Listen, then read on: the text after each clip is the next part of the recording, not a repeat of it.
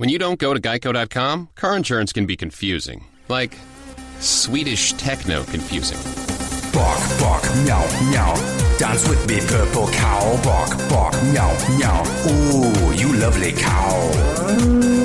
Geico makes it easy. With 24/7 access, all you have to do is go to Geico.com and you could save money on car insurance. It just makes sense. Unlike, Dance with me, purple cow.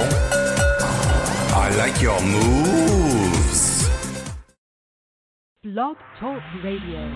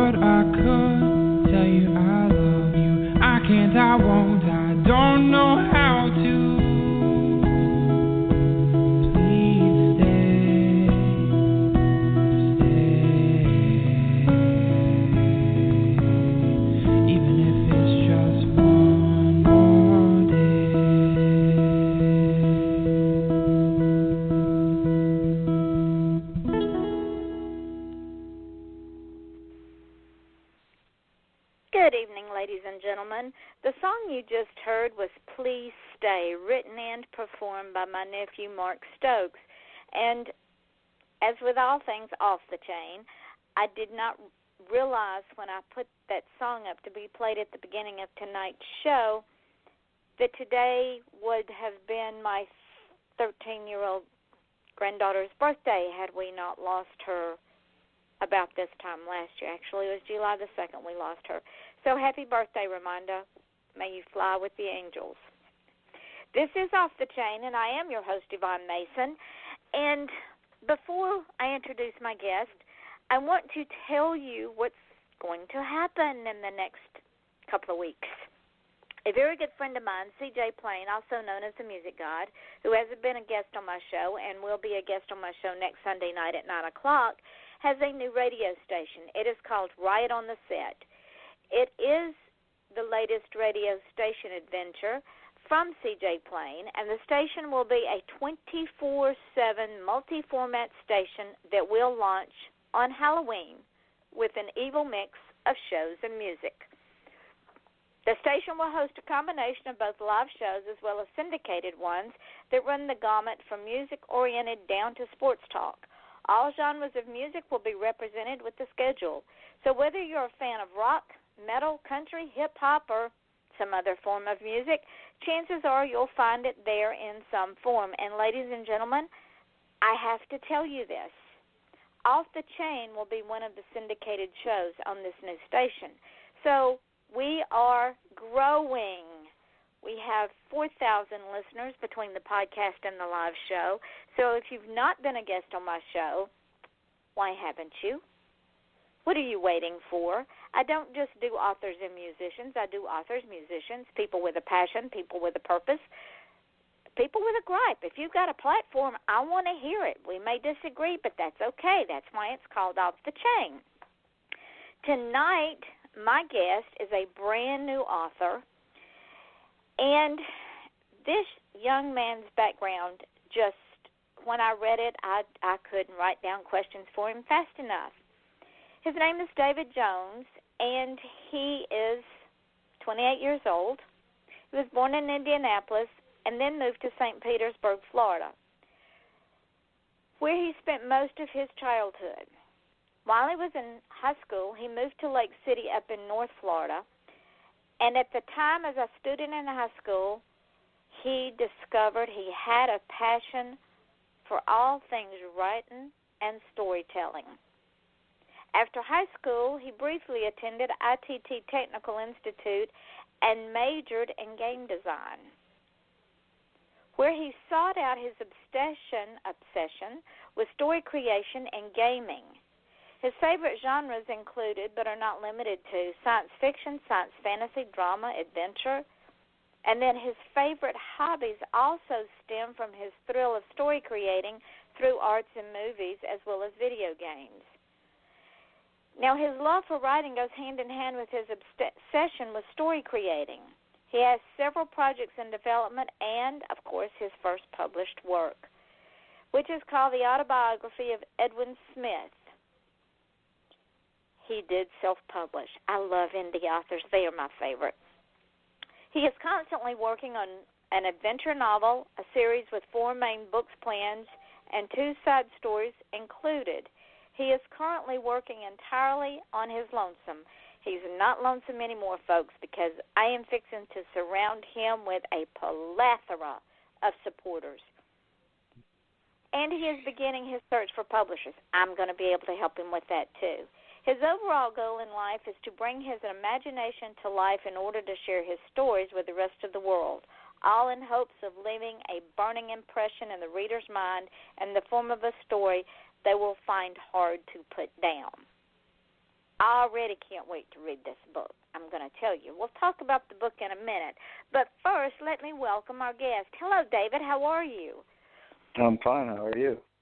I am fine. Welcome to my show. I am just so honored that you agreed to come on here and share your dream with us tonight, because I was late starting in this arena of writing. I was late publishing. I started writing when I was about your age, my first book, been writing all my life. But for you to be published at 28, that's got to feel good. Yeah, I love it. It's Well, good to have a foot out there already. You know, I wanted to get it started a little bit earlier in life, but, this is a good start, I think. Well, as within all things in life, things come when they're supposed to. But tell me your journey. How did you get where you are right now in life? What brought out the fact that you love storytelling? I've always had stories brewing around in my head ever since I was a little kid. And, I mean, most of it started, I guess, my obsession with video games as a kid. I mean, I've always been in front of, like, a Nintendo as a child, or I've always been watching cartoons, you know, in the morning, you know, before school. But I guess I just, whenever I was done with those things, they just carried along with me. And I would usually always be the kid in class who's drawing on the backs of assignments and stuff like that. And, you know, I actually had a series, like a comic series I'd always draw out. I'd buy, like, these notebooks and stuff and always, like, draw out certain characters and things that they would go through. And, you know, and I never really did. I wasn't terrible in school, but I was just one of those kids that never really found interest in everything that I was being taught. But mostly if I decided this wasn't interesting enough, I would then, you know, end up turning the paper over, start drawing on the back of it, and whatever I wanted or whatever was going through my head. And that carried on for quite a while. And eventually, you know, time went on, and I got into high school at this point. I would continue drawing. I wouldn't say that I was spectacular at it, like most artists, but it was just something that I liked doing, and I loved, you know, just drawing these characters out that I had in my head and these situations and settings that they'd all be in and the things that they would go through and everything like that. But so at one point, I was probably a sophomore in high school. The idea of reading and writing was actually not anything that stuck with me. Like, I was more of a visual person, but I know reading is visual, but I was more of like, I need it in front of my face kind of thing. So, but the idea of reading was not really interesting to me at the time. But when I got into high school, I had a computer at the time. I'd never had a computer as a kid, which is weird, but when I was starting to get into my teenage years, I actually had a computer, and it wasn't really that great of a computer. It was just your basic setup. But one day I was just bored out of my mind, and I was like, I had all these things going on in my head at the time. So I decided I'll just load it up, and it's got the little Microsoft Word program already on it. I opened it and then just started writing.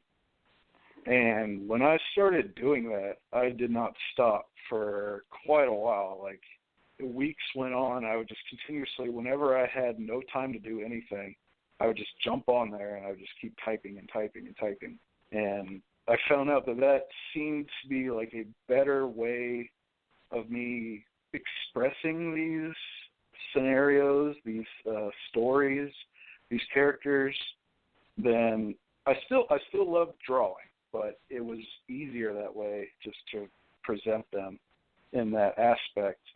And I looked at it similar as these letters, these words, these sentences, these paragraphs that I'm putting together as its own visual art in a way. And that's when I started doing that. And I've just not really stopped ever since. And so that's my journey so far. I haven't really been, after high school, things have kind of dropped off. I went into college. I did not leave with my degree because of certain reasons, but personal issues at the time in my life got in the way, and I only went in for about, I think, 2 years or so out of a 4-year degree. But I enjoyed it at the time. I didn't really learn that much, surprisingly, of what I wanted to get from there. But it was an interesting experience. It was an experience that I think I needed in life because things didn't really work out that well at that time, and I was jumping from place to place at living situations, and I had a job at the time after high school to help support my living situation during school, but that didn't really work out well, and I think even though that was kind of a downer at the time, I think it was important for me to experience that not everything works out the way you think it is going to in life. But that is true. Sometimes we have to take a detour. Yeah, exactly. So once that happened, I think I had a little falling off point at that time. I started just going not straight downhill, but just gradually over time. I was living with my grandfather at the time because he needed to be taken care of. His wife had passed away, and he was basically on his own. And I needed a place to stay, so I decided I'll just, live with him, take care of him, that kind of thing. And I did get, my writing did pick up in that time just because I had a lot of free time on my hands, but I didn't really pursue it as much as I thought I would. I thought my biggest story would be done by the time I got out of high school. And that did not happen. But, sometimes you can't rush these things. And the story, which I'm still working on, I look back at the stuff that I have written from 10 years ago in the beginning, and I'm like, wow, this is not good at all. I'm going to have to go over all of this again. And, I had this passion of writing at the time, but I didn't have the comprehension of how to really deliver it. So, but it's kind of a good thing, I think, that I didn't have it all done and complete, by the time I got out of high school, because I was fresh. I was completely new to everything. But I don't know. It was definitely something interesting that I went through with living with my grandfather, and I did have work at the time, and that took up most of my time.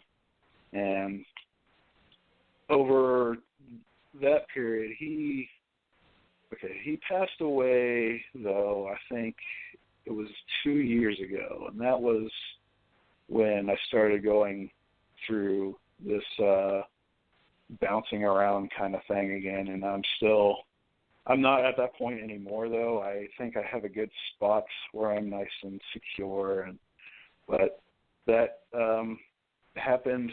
When that happened, I started, doing the whole bouncing around again. My mind was starting to do the whole depression, as in, I don't know what's going to happen tomorrow kind of thing. How do I get through this? And I think that's when I started seriously getting back into the writing, and that's when I finished this story, the autobiography of Edwin Smith, written it, and it took place during one of those times in my life where I was pretty much the lowest I felt, and then that's where the story gets its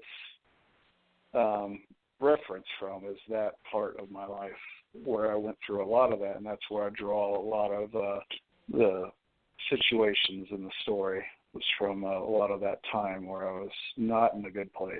And let's talk about that for a minute, if you're comfortable with it, because there are a lot of people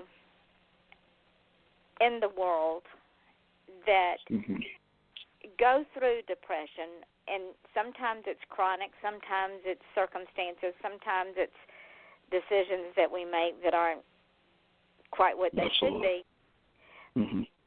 But in your case, what you did is you found an outlet to work through it, to turn your life around, to become a more positive person. If you had not had that outlet, do you think that you could have worked through it in a positive manner by yourself, or do you think that it would have taken you down a dark path? I think I have enough of a will to kind of level myself out, but I think that book really helped. I mean, I could probably benefit from, talking to somebody about it. And of course, that always helps. It's always a good step to do that than doing nothing. And that's true. The book, though, I felt like that had more of an impact because that was a way of me expressing myself, and that's always been that way as a child, how I expressed the thoughts in my head, through drawing, and later in high school through writing. And I felt like this was what I was familiar with, so I decided I want to write a story that is fictional, but it has its foundations in these events that I'm dealing with, that I'm familiar with. So I felt like writing the book was very much a great way of doing that, and I encourage anyone who is going through depression, having these dark thoughts, disturbing thoughts that they don't like, find a way that is positive, that does not harm anybody, that does not harm yourself, to express them in any way that you feel is the best way of doing that. And whether it's through writing or music or art or exactly expression, something in a positive way, so that you don't go someplace where you're not going to come back. Exactly.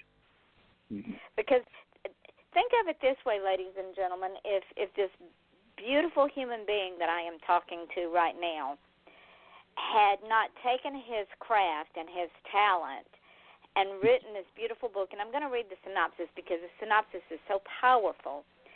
Had he not written this book, which even though he tells you that it is fiction, but it's based on his feelings at the time, we wouldn't have this. And this book could very well help someone. I'm just going to quickly read the synopsis, David, and then we'll talk about it some more. The synopsis is this: the autobiography of Edwin Smith is a fictional short story following the events of a young man in his struggle to find happiness in his life. It chronicles the final days of Edwin Smith as he meets a young girl who is moving into his apartment complex, and her name is Samantha. She immediately grabs his attention. This story delves into the depression that looms over him and his ability to cope with it, while also exploring the joys of finding love. It is a story that touches on both the lighter sides of life and love, while tackling the deep and dark issues of mental instability, bringing together a story about two people and the connection they share with the rest of the world. The story is written with the sole purpose of engaging the reader and to invoke strong, heavy emotions that some might not easily experience, leaving the reader with a conflicted moral standoff long after they turn the final page. And this is what David says: even though the autobiography of Edwin Smith is a fictional story, it was solely inspired by true events from his life. The story takes from the hardships of overcoming rejection as well as dealing with the consequences of depression and finding the right place in life. It was written during a strong pivotal point in his life and built around raw, passionate feelings. Mm-hmm. David, are you comfortable talking about some of this in specifics or not? I can go ahead and to talk about, I guess, the around the time period of when I was going through these things. I I was in a spot where I had, I had work, but I had no money. I didn't really have, I had friends, which I appreciate having them completely. Like, at that point, I felt like my friends are basically the only thing I have at this point. I mean, I have my family and everything like that, but there were some things going on with my family at the time, and it just felt like there was this huge disconnect.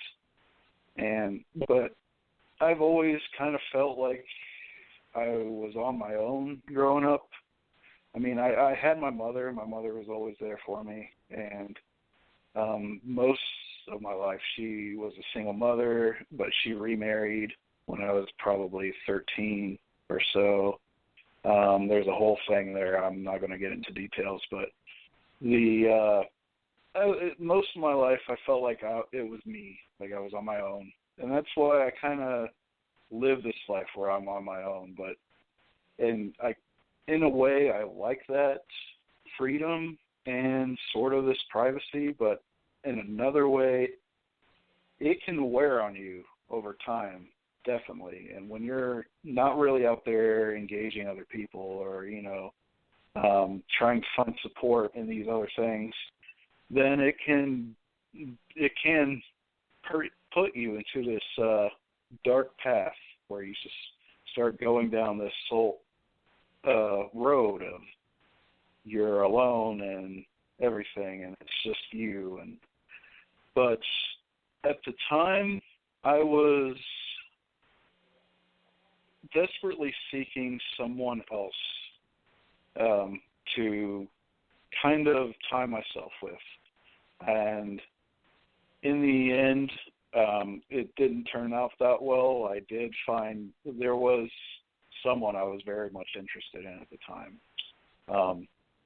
And we are still friends, of course, but we just didn't really, I tried to engage, she didn't want anything to do with it, kind of thing, that whole thing. But, I mean, at the time, with me dealing with all this stuff, that sort of like, here's this person that I've kind of had feelings for quite a while, kind of just putting up the barrier, saying, thanks but no thanks. And at that time, it was pretty impactful on me, and that's kind of it's when I started thinking of different things. Like, I had these really strong, like, emotional feelings at the time, and I was very, like, vulnerable and everything. So I had these thoughts and stuff and all these dark things going on in my head, but I decided, well, this isn't healthy. This isn't good for me to start dwelling on these things. I need to find a way to let this out. So that's where I decided to do this whole story about this person that goes through these things.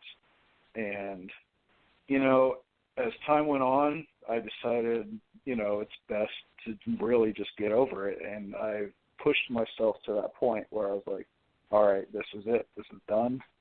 I'm over it, and I feel better for it, and it has worked quite a bit. It's I look at it as my past, basically. That is in the past, and it's a different life that I lived than what I'm going through now. And the past is the past. We can't change the past. However, absolutely, we can learn from it. Exactly. And the past can help shape our present and our future if we do it in a positive way. Yes. And I've definitely learned a valuable lesson. That was a experience. That was a lesson through life that everyone goes through. And it's just, that was my turn to experience it. But at the time, I was going through a lot of things. I wasn't in my brightest aspect, so I decided to, write this story. And in the story itself, Edwin Smith is the main character, and I wrote him about the same age I was at the time, which I think is like 22 years old or something like that. He represents myself. He's by himself. He doesn't have any family.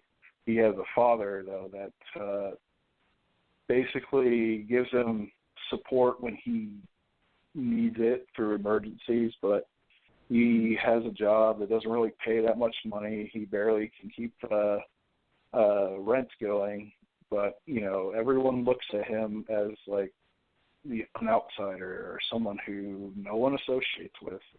He's by himself, don't talk to him kind of thing. And it's just his way of growing up in life. That's how he has developed, and that's how he thinks the world looks at him. That's how he goes through everything. But then he eventually meets this girl who is moving in to an apartment that's like 3 doors down kind of thing, downstairs. He's off on his way to work, and he sees her there. And, of course, he's like love-struck at the first sight because, she's beautiful and everything. But she does the one thing no other person ever does, and that's look back to him and give her attention to him by waving and approaching him and talking to him. And so he has no idea what to do with himself. He's like awkward all day long, but he immediately becomes a flush with emotions, and then it just, from that point on, it goes on for about, it details the last like couple of weeks or a couple weeks after that, and just goes through all the events that he goes through during that time by spending time with her and developing a relationship with her and the things that they go through. But I won't spoil the ending or anything like that, but my mother did read the story. She said she found it disturbing, but I don't really see it like that.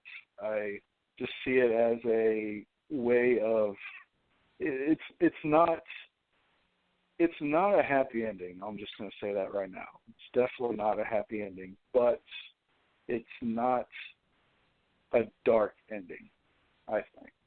I think there is a morsel of happiness, of light that you can take from the end of the story if you search hard enough for it. I think someone who doesn't really experience these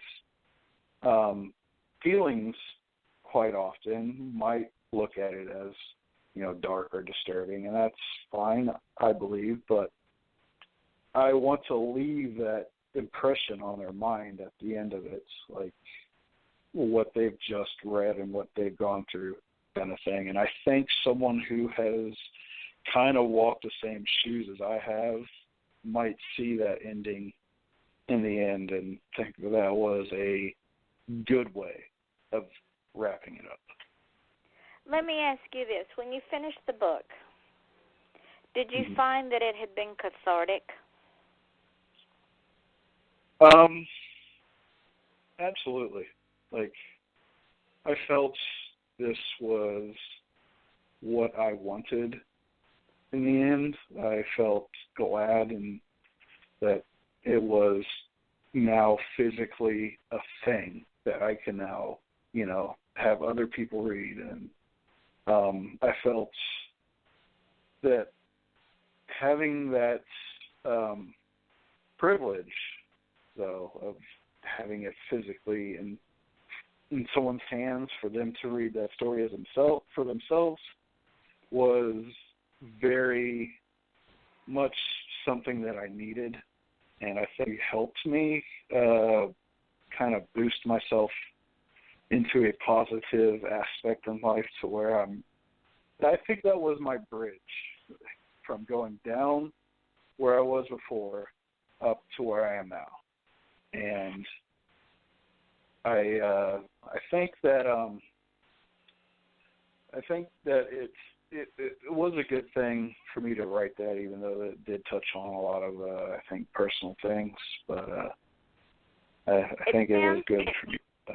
it sounds like what you did, and maybe I'm reading something because I haven't read the book, but just from the synopsis, the feeling that I get is when you finished the book,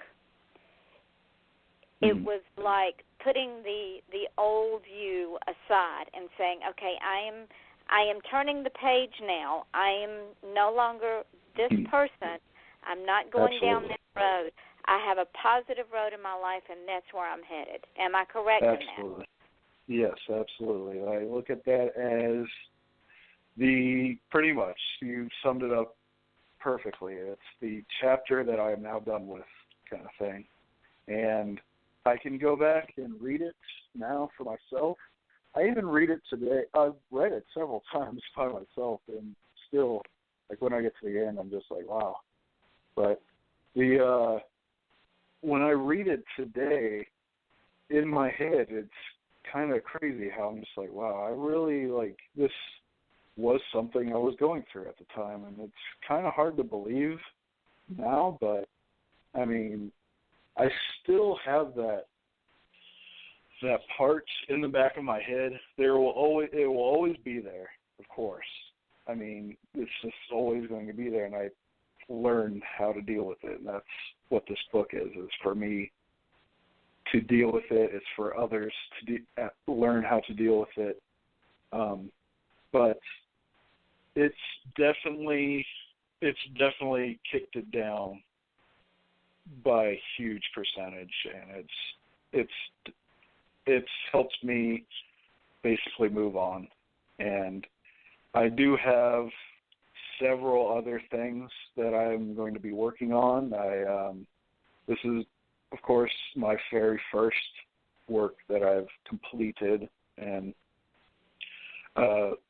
through the I'm going to get into the self-publishing about it. Like the thing is, like, I had no idea where to go when I was done with it. Like, I want to get this out there. I want to basically start putting my foot out there, kind of thing. Right. So I went looking around. I went online, seeing like what kind of things there are, and that's when I found this site, blurb.com. That's where you can go to self-publish any stories you have. They will, they give you this tool for your computer for you to basically write out and format your story and all that. Put a cover together. It's pretty helpful. Once you're done, you can publish it to their sites. Then they will, set it up on their store. They also have different other options. I have it to where it's also on Amazon.com, my book, through their site. But you can go on there and sell your book. You can set a percentage on the profit and all that stuff, and that you'll receive. The only issue I have with it, though, I felt like it's got my book at. There are cheaper options, but it's all e-reader, electronic books kind of deal. If you wanted a physical copy, though, it's I wasn't very pleased with how the prices were for that. So that's why I'm kind of wanting to step out and try to find a publisher for my next thing. I have an answer for you. I am co-owner, and I am co-owner in a publishing house. It's called Dressing Your Book. My friend and I own it, and her name is Kelly J. Koch. And I want you to friend her when we get off the phone here. You friend her, tell her I sent you to her, and that you've just gotten off my radio show, and we will take you on, because you're right. I published through Lulu for a long, long time when I first started, because that was one of the first indie sites that we could go and publish at without having to go through what's called a vanity press or sign a contract that was 100 years long that you could never get out of. Yeah, right. And it cost a fortune to sell the book in paperback. Now, of course, now mine are on all the e-readers and all that. Well, I got tired of dealing with that, so my girlfriend and I just decided we would set up our own house. Now, what we do, which is wonderful, is we do the print copies through CreateSpace, which is a imprint of Amazon. So, yeah. So it's so much easier because it's already there. Right.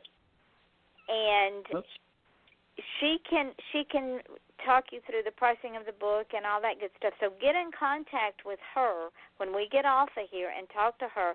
And if you want to pull your book from the place that you have it now and put it back through her with CreateSpace, we can do that too. That will be entirely your option because you do your own covers. Ladies and gentlemen, the cover on this book is killer. It is simplistic, but it is a killer cover. I love the cover. And this is something else this young man does. If you have some design work you need done, please friend David because he is an artist with a big A. You're mind-blowing, my friend. Thank you. The cover on the book, it tells the story. It makes you want to pick that book up and say, what's going on with this autobiography here of this guy? I want to know what's going on. So absolutely, get with her after we get through talking and see what you can work out with her because she handles all that. I just do all the marketing and the salesmanship and the stay on her back because I can. All right. I'll do that. Yeah, and she only does a year contract. So if you're not happy with her after a year, you can give her a 30-day written notice and say, I want my book back. No harm, no foul. We don't lock people into a 7-year contract. To me, that's foolish. Yeah, absolutely. And she's really, really good at what she's so anal. Sometimes she aggravates me because every little I has to be dotted and every little T has to be crossed, and she will format that book to where you want to throw up because it's so pretty. And that's the thing. I don't have any issue with that either. Like, as long as most of what I want to, is conveyed through to the end, right. And that's something else we don't do, David. We do not I'm definitely open to like way better, we definitely.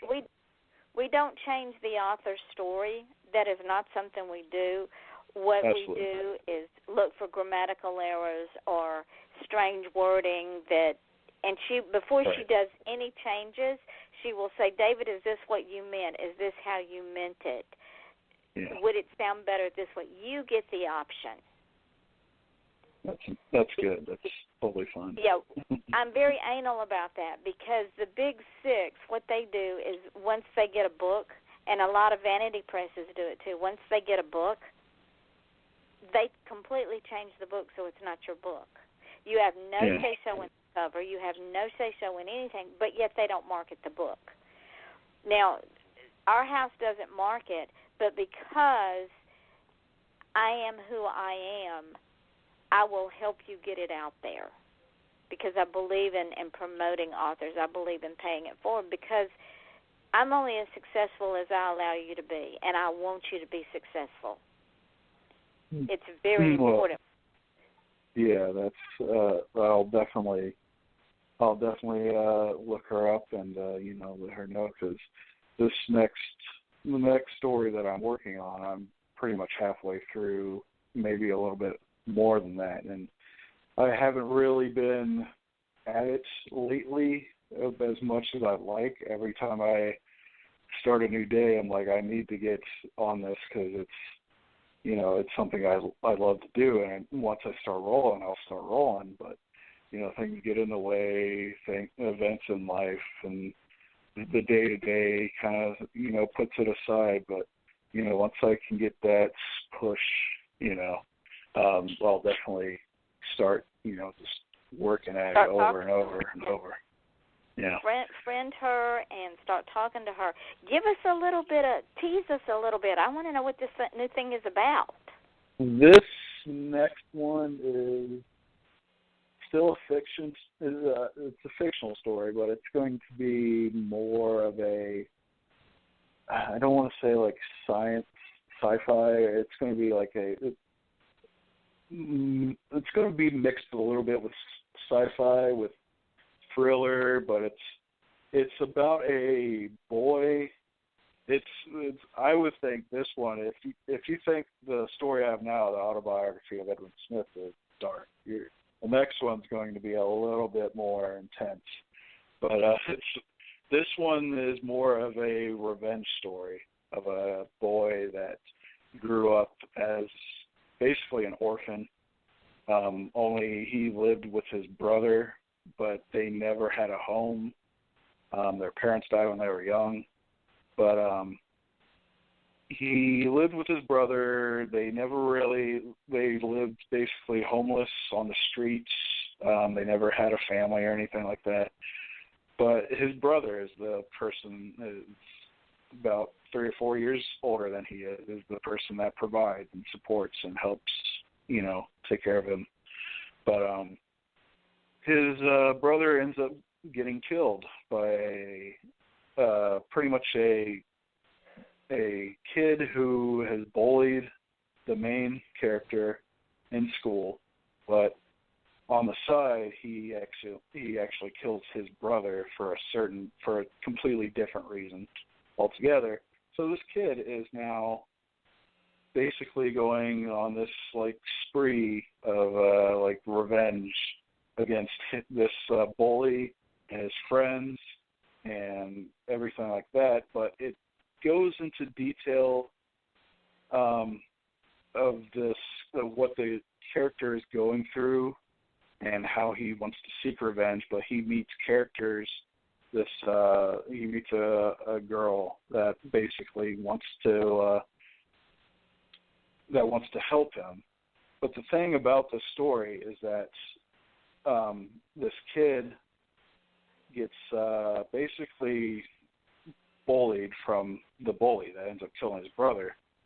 And he basically takes a huge beating to where he's in a coma for like about a month or so.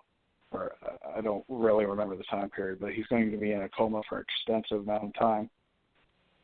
But he wakes up with this new ability to be able to control matter. He can take it and lift it up, or he can take anything he wants. He can manipulate it in any way he wants, by dissecting, by throwing, with this power that he has through this third eye that he grows through his head from an injury that he received during this beating.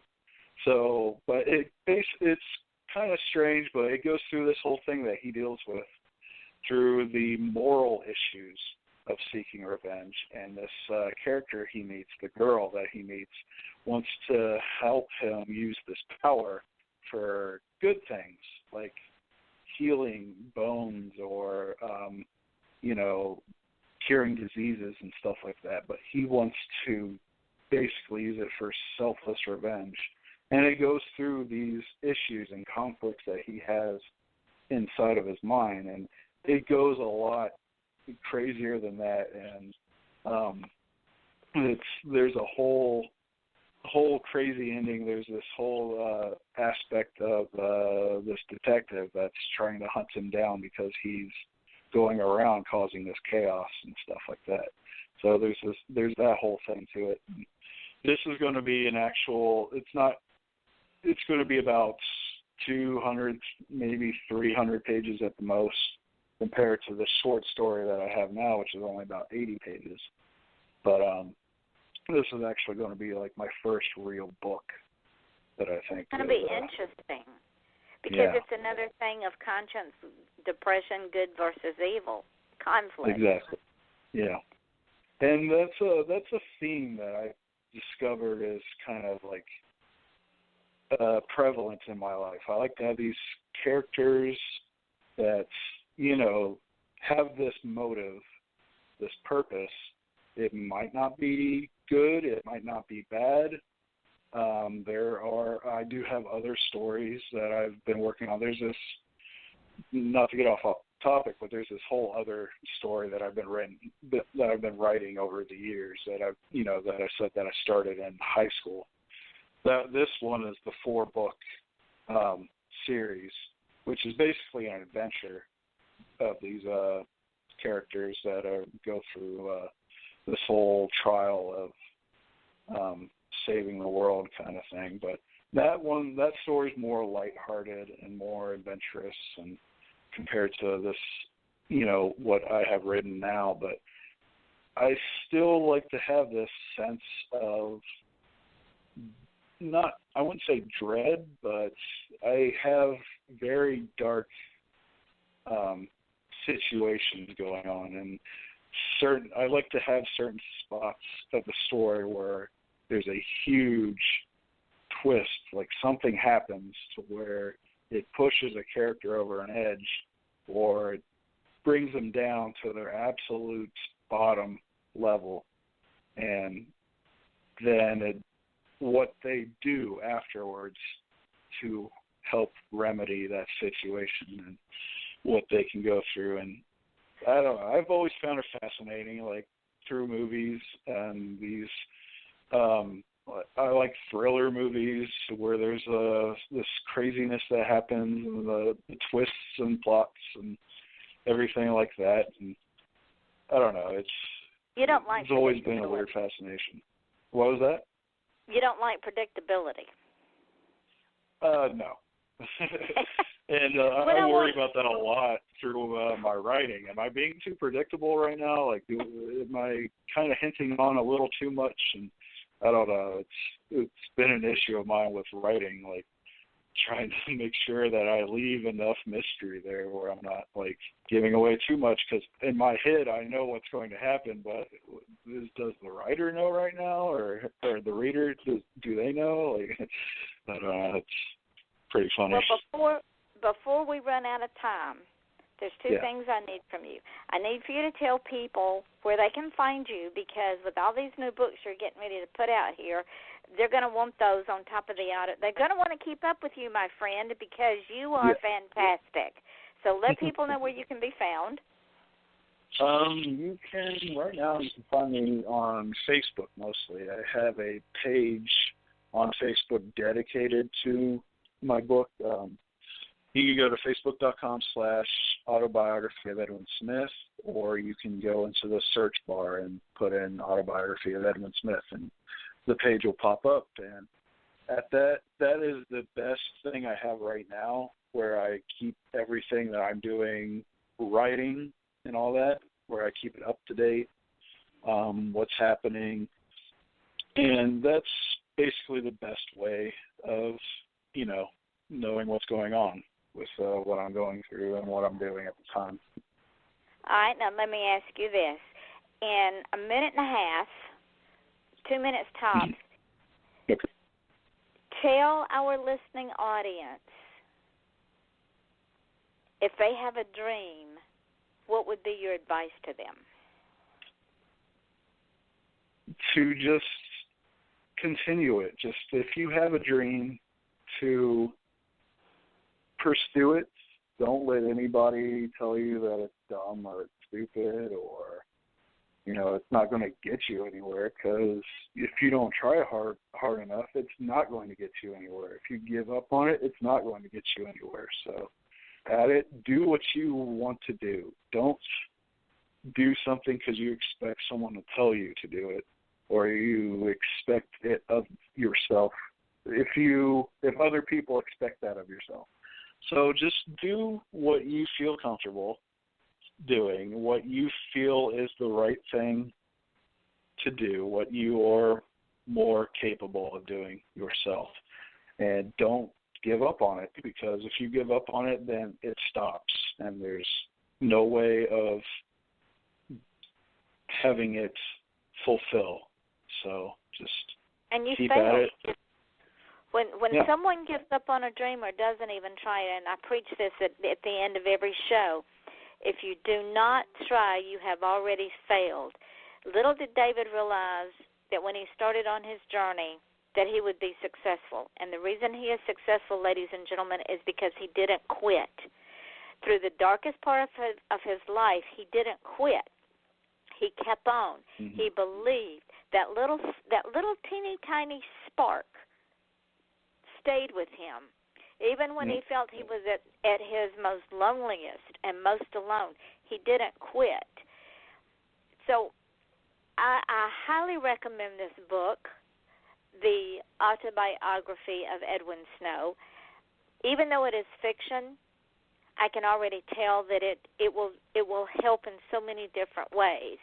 I can already tell that David has a journey, David has a purpose, and that purpose is to help someone else. Yes, this show is called Off the Chain, and we do go off the chain. We've been known to go way off the chain. But we also hope to leave our listening audience with life's lessons, with things that other people have gone through, like David, like myself, that will help someone else. My goal in life, and I'm sure David's is too, and correct me if I'm wrong, my goal in life is at the end of my days is the best thing anyone can say to me is she made a difference. Do you agree with that, David? Oh, absolutely. I think that is something that I always try to strive for, and I think it's important to hear that. Just that we make a difference, ladies and gentlemen. That's what this show was all about. It was a 5-year dream.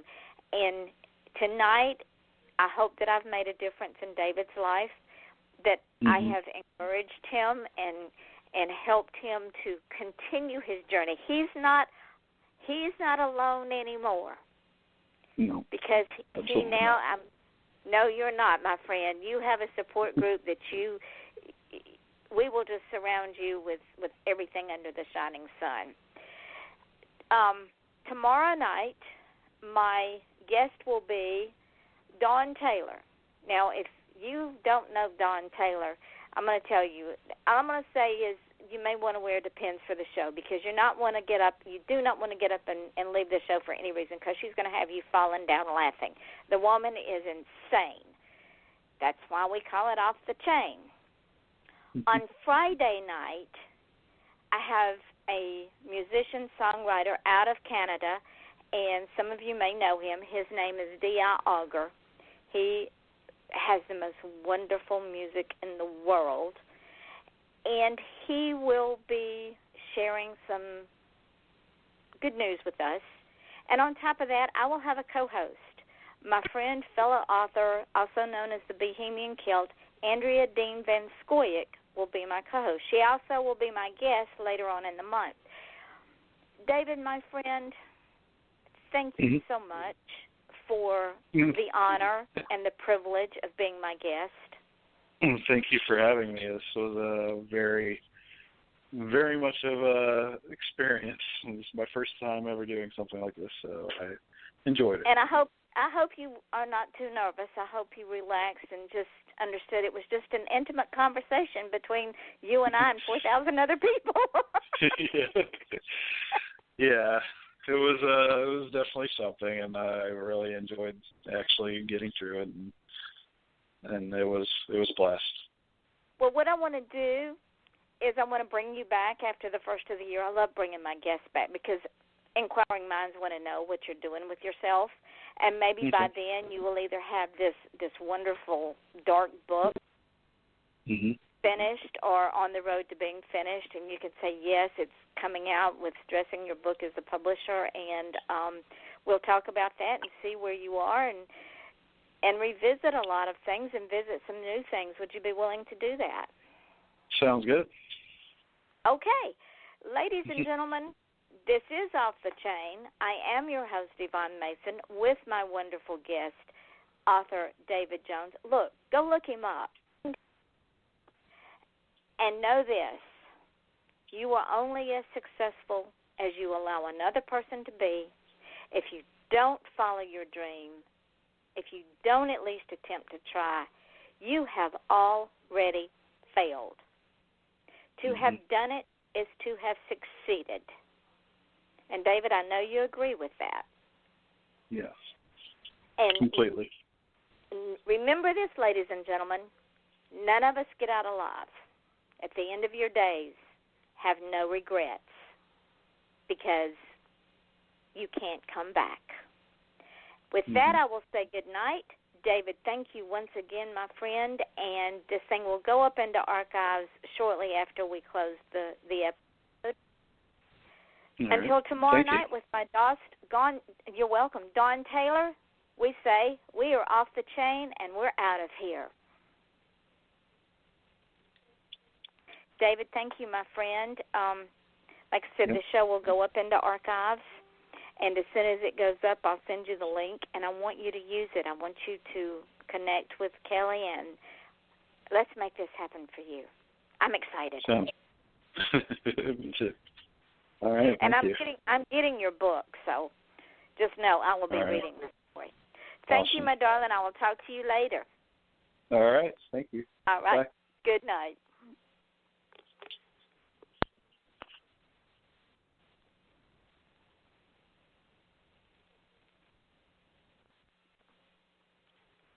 When you don't go to Geico.com, car insurance can seem intense. Like breakup R&B intense. I thought you said you loved the sweater that I got you. If you didn't, you could have told me. Geico makes it easy. Just go to Geico.com anytime to update or check your policy without all the extra drama. I even had a gift receipt. When you don't go to Geico.com, car insurance can be confusing. Like Swedish techno confusing. Bark, bark, meow, meow. Dance with me, purple cow. Bark, bark, meow, meow. Ooh, you lovely cow. Geico makes it easy. With 24/7 access, all you have to do is go to Geico.com and you could save money on car insurance. It just makes sense. Unlike, Dance with me, purple cow. I like your move.